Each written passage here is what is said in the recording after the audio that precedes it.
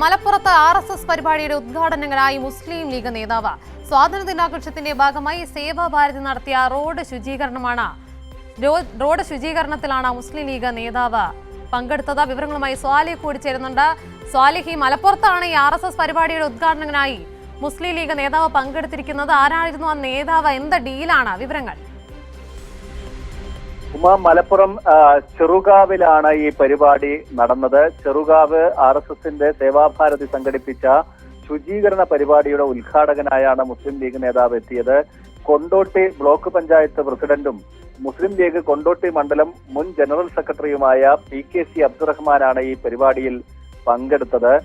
സ്വാതന്ത്ര്യ ദിനാഘോഷത്തിന്റെ ഭാഗമായാണ് സേവാഭാരതി ഇത്തരത്തിൽ റോഡ് ശുചീകരണം സംഘടിപ്പിച്ചിരുന്നത്. അതിന്റെ ഉദ്ഘാടകനായി ഇദ്ദേഹത്തെ ക്ഷണിക്കുകയായിരുന്നു. എന്താണ് ഈ ഇത്തരം ഒരു പരിപാടിയിൽ? നമുക്കറിയാം, മറ്റ് ജില്ലയിൽ എല്ലാ യൂണിറ്റിലും ഇത്തരത്തിൽ പരിപാടി നടന്നിട്ടുണ്ട്. എന്നാൽ PKC അബ്ദുറഹ്മാൻ മാത്രമാണ് ഇങ്ങനെ ഒരു ക്ഷണമുണ്ടായതും അദ്ദേഹം അവിടെ എത്തുകയും ചെയ്തത്. എന്താണ് ഇതിനുള്ള സാഹചര്യം എന്നത് വ്യക്തമല്ല.